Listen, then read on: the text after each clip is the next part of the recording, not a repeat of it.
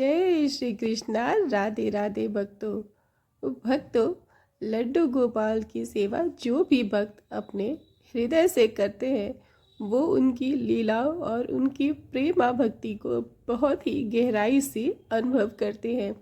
इस बात की चर्चा आज इस सत्य लीला कथा में आपके साथ मैं करने वाली हूँ।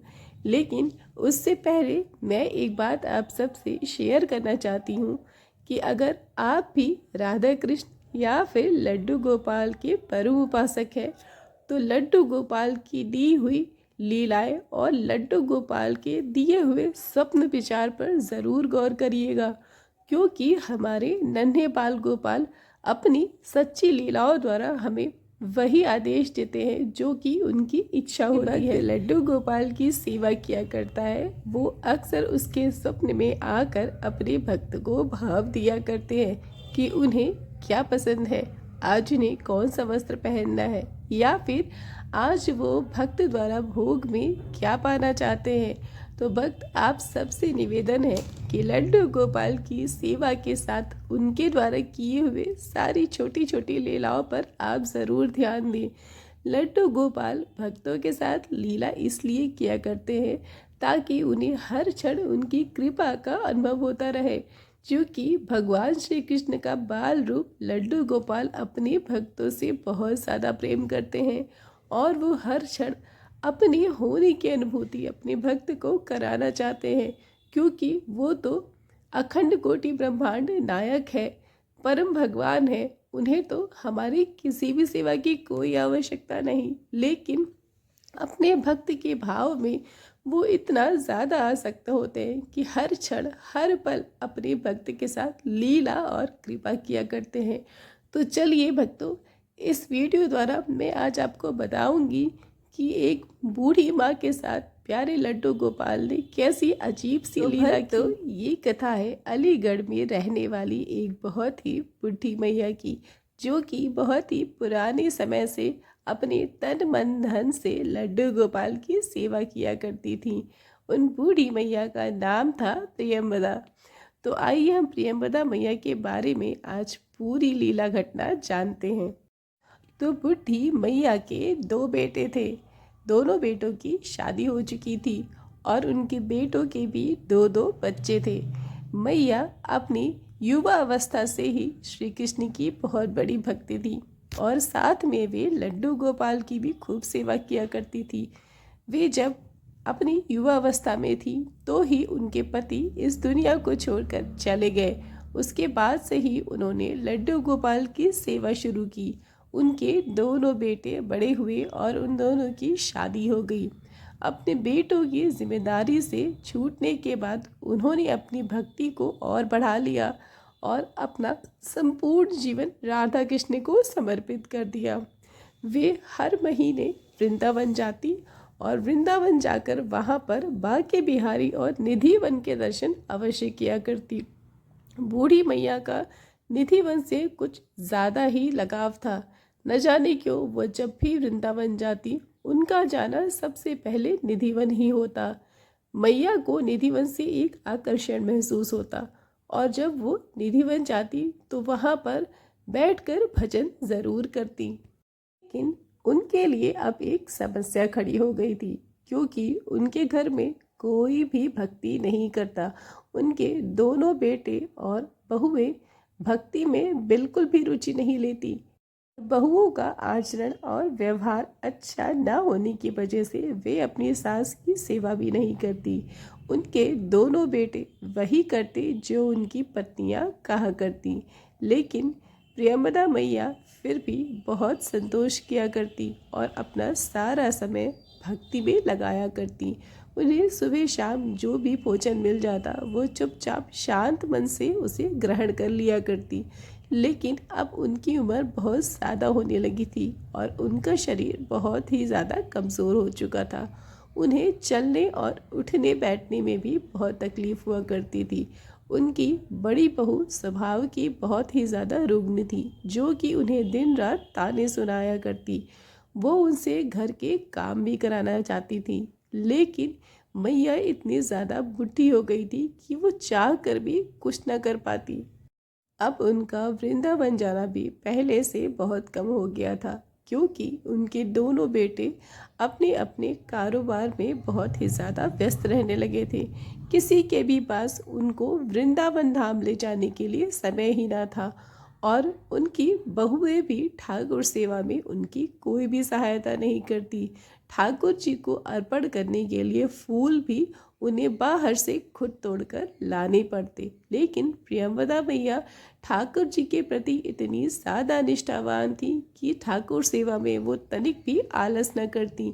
वो स्वयं अपने गिरधर गोपाल के लिए वस्त्र धुलती, उन्हें बाहर डालती और उसके बाद शाम को वस्त्र को उठाकर ले आती। उनके मुख पर सदैव हरिनाम हुआ करता, और जब भी वो भजन करती उनकी बहुएं उन्हें देखकर बहुत ही ज़्यादा चिढ़ा करती। एक दिन प्रियंवदा मैया शाम को भजन कर रही थी। उन्हें ऐसा प्रतीत हुआ जैसे उनके गिरधर गोपाल उन्हें वृंदावन बुला रहे हों। अचानक से वृंदावन धाम के लिए उनके हृदय में एक व्याकुलता उत्पन्न होने लगी और उनके आँखों में आंसू भर गए। वो अपने ठाकुर जी के भाव में बहुत रोई और मन ही मन अपने ठाकुर जी से विनती की कि हे प्रभु, मुझे वृंदावन बुला लो। काश मुझे वृंदावन धाम का वास मिल जाता, लेकिन मैं जन्म जन्मांतर की इतनी बड़ी पापन हूँ कि मुझे ये सौभाग्य नहीं मिलने वाला। ठाकुर जी, मुझे पता है कि आप मुझे धाम वास तो नहीं दोगे, लेकिन एक बार अपने धाम के दर्शन कराने की कृपा कर दो। भजन संपूर्ण करने के बाद प्रियंवदा मैया के मन में ये बात आई कि मैं कल अपने बेटे से वृंदावन धाम जाने की अनुरोध ज़रूर करूँगी। और अगले दिन जब उनका बेटा खाना खा रहा था तो उसने बहुत ही दुखी स्वर में अपने बेटे से निवेदन किया कि बेटा, मेरी इच्छा वृंदावन जाने की बहुत ही ज़्यादा है। कृपा करके मुझे एक बार निधिवन के दर्शन करा दो। न जाने कब मेरे प्राण इस शरीर को छोड़कर निकल जाए। मेरी आत्मा वृंदावन धाम को छूने के लिए, वृंदावन धाम की रज को अपने मस्तक से लगाने के लिए तड़प रही है। बेटा, मुझे जब मैया अपने बेटे से ये निवेदन कर रही थी तो उनकी बड़ी बहू खड़ी होकर उन्हें घूर रही थी, और बेटे के चले जाने के बाद उसने बूढ़ी मैया को बहुत ही ज़्यादा यातना दी। बूढ़ी मैया को डांटते और फटकारते हुए उनकी बहू ने बोला कि जब भी वो यहाँ पर खाना खाए आप यहाँ मत आया करो। अपनी मनहूस शक्ल मेरे पति को मत दिखाया करो। आपकी मनहूस शक्ल अगर वो घर से देख कर जाएंगे तो उनका दिन खराब हो जाएगा, इसलिए आप चुपचाप अपने कमरे में ही पड़ा रहा करो। बूढ़ी मैया अपनी बहू के ताने सुनकर चुपचाप रोती हुई अपने ठाकुर जी के पास जाकर बैठ जाती हैं और अपने ठाकुर जी से कहती है कि हे प्रभु, हे ठाकुर जी, मेरे इस नर्क भरे जीवन में और कितने दिन बाकी हैं। मुझ पर कृपा करो और मुझे अपनी चरण सेवा दो। मुझे इस दुनिया में अब नहीं रहना, और कितने पाप मैंने किए हैं जो ये सब कुछ झेलना बाकी है। बूढ़ी मैया के बेटे ने अपनी माँ के इस निवेदन को नज़रअंदाज किया।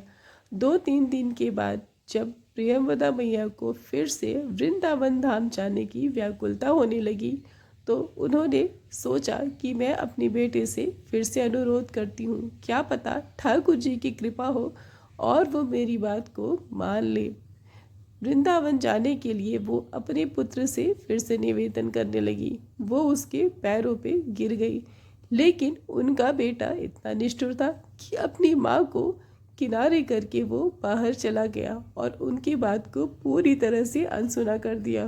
बूढ़ी मैया बहुत दिनों तक अपने दोनों बेटों के सामने ऐसे ही गिड़गिड़ाती रही, लेकिन वे दोनों ही इतने ज़्यादा निष्ठुर और दुष्ट प्रवृत्ति के थे कि उन्होंने अपनी माँ की एक दिन मैया अपने कमरे में बैठकर भजन कर रही थी, तभी उनके साथ एक अनोखी घटना घटी जिसका उन्हें कोई भी अंदाज़ा नहीं था।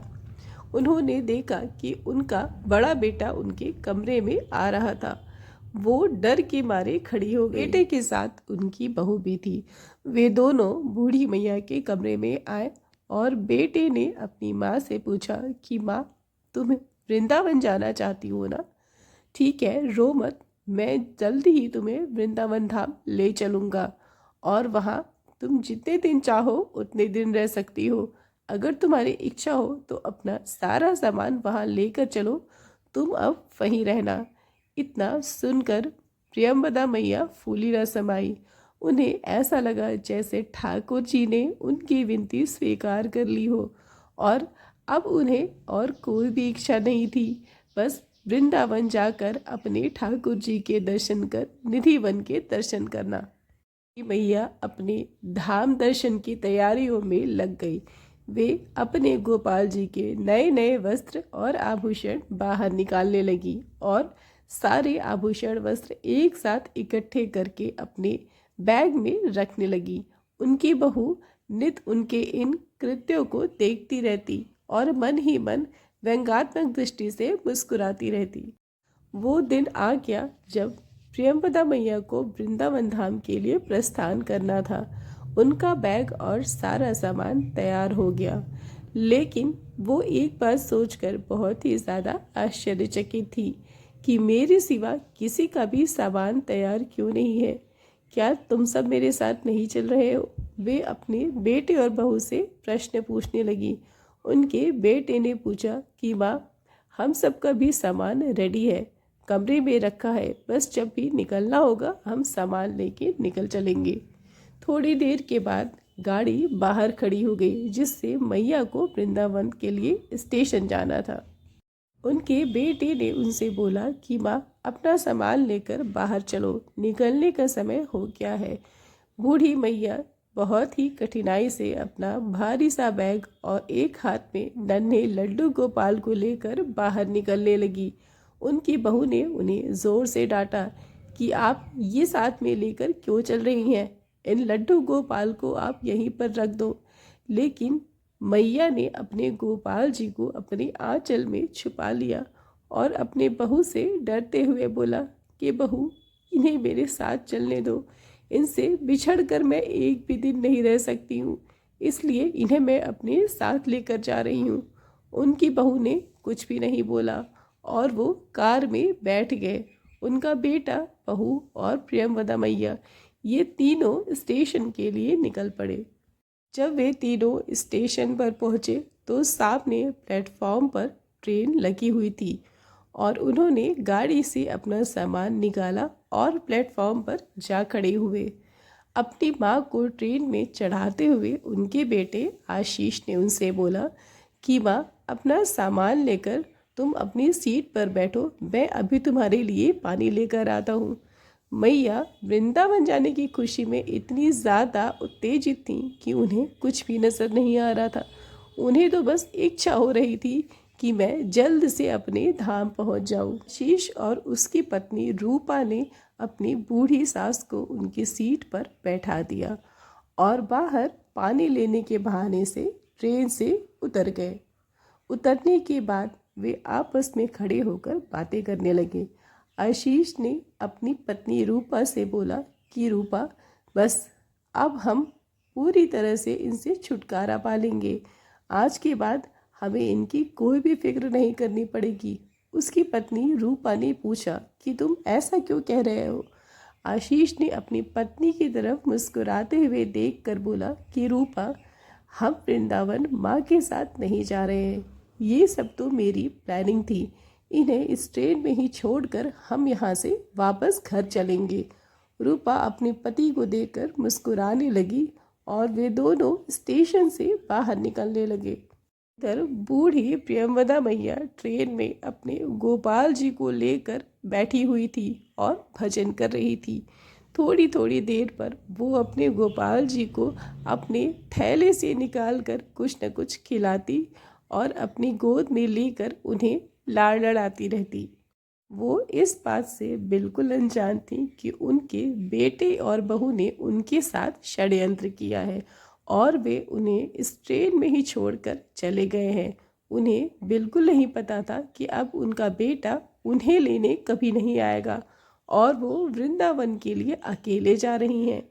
प्रियंवदा मैया तो जाने की खुशी में जाने क्या क्या कल्पना किए जा रही थी और एक टक अपने गोपाल की आंखों में निहारे जा रही थी।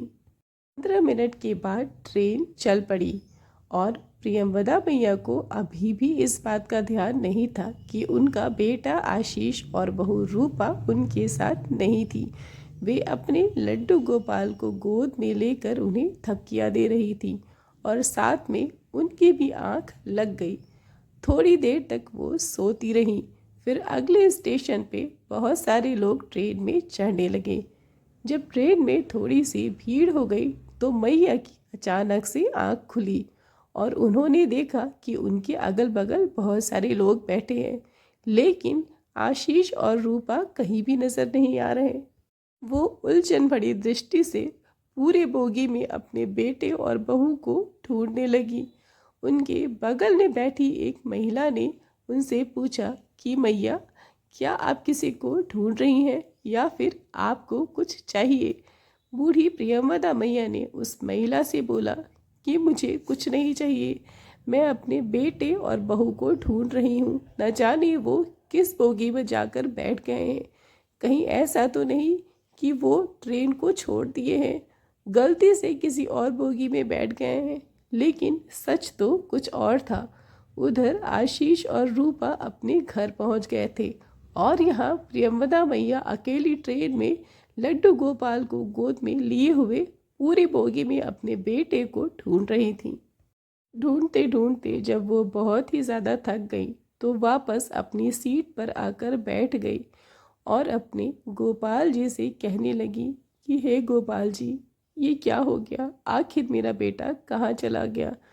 फिर से वो अपने गोपाल जी को थपकी देने लगी और शांत होकर बैठ गई।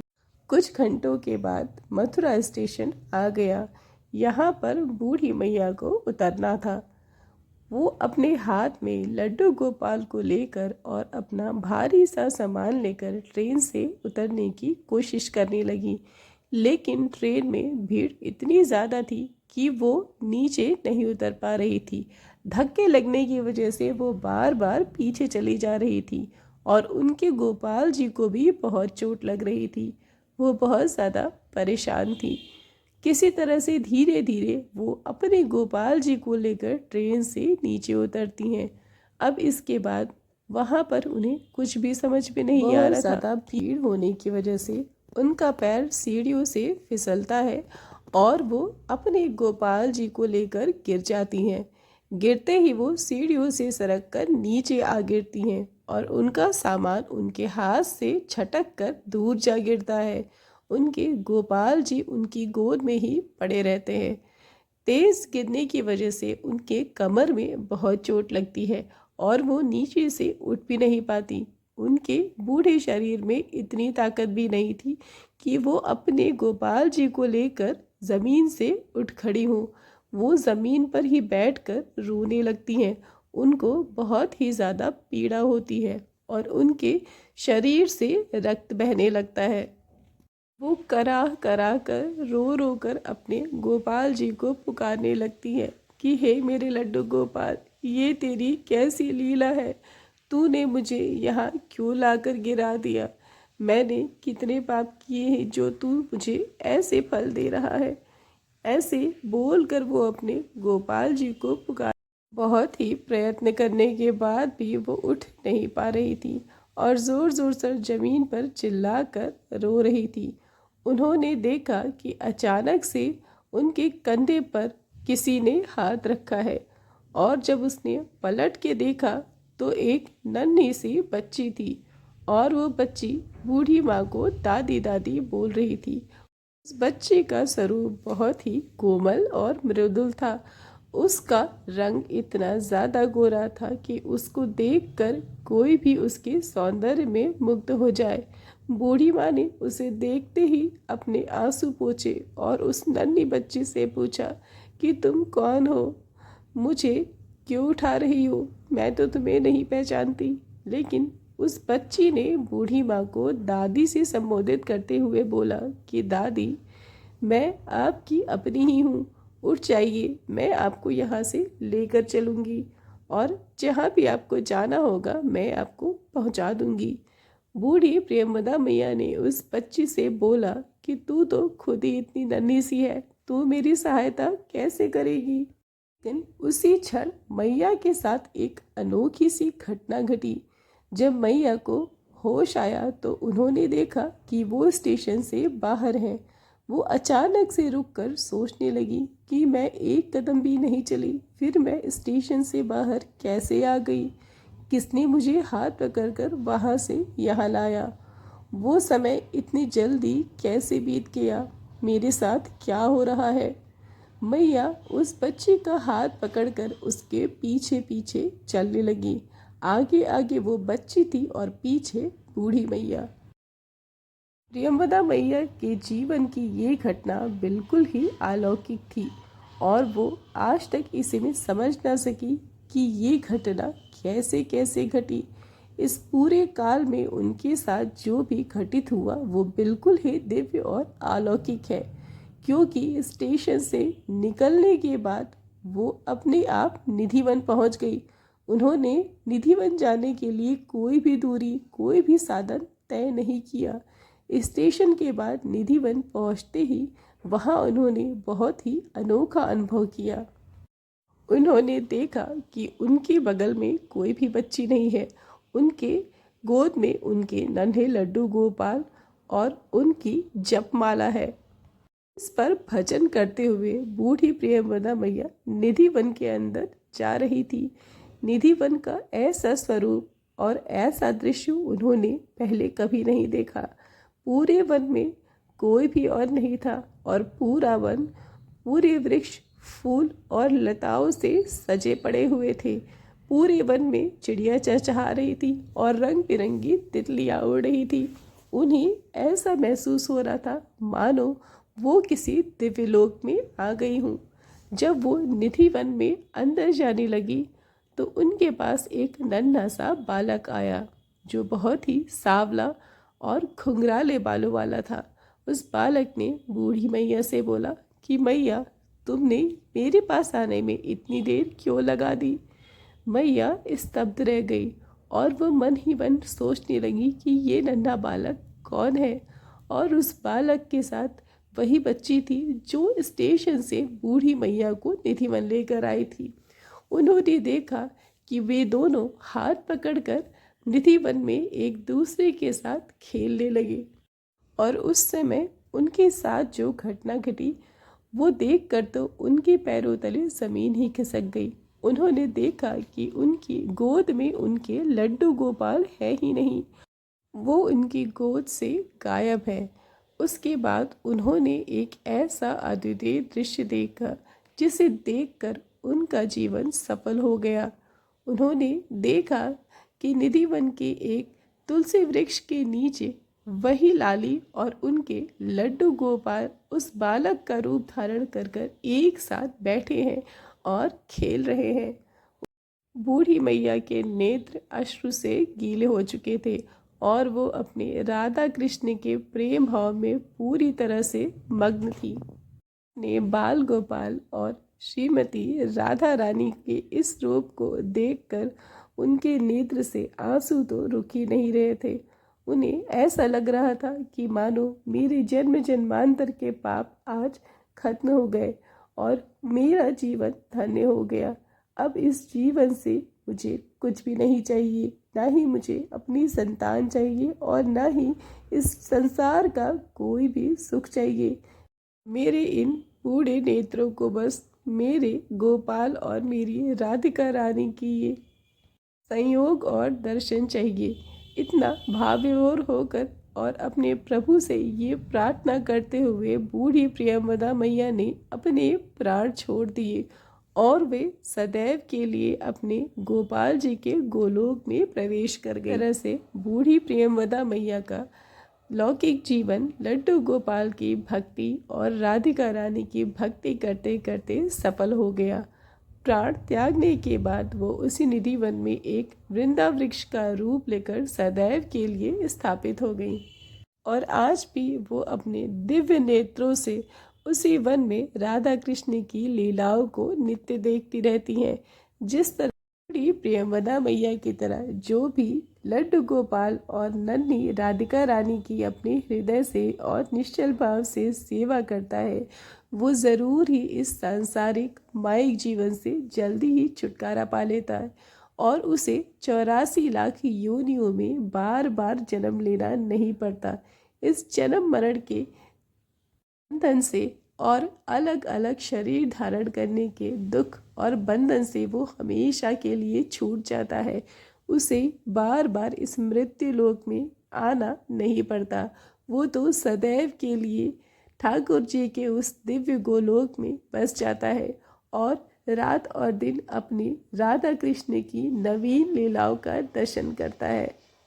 जो भी भक्त परम हृदय से और निश्चल हृदय से राधा कृष्ण की और लड्डू गोपाल की नित्य सेवा करता है, उसका जीवन जरूर सफल हो जाता है और उसे लड्डू गोपाल की राधा कृष्ण की दिव्य प्रेमा भक्ति की प्राप्ति होती है। जय जय श्री राधे श्याम।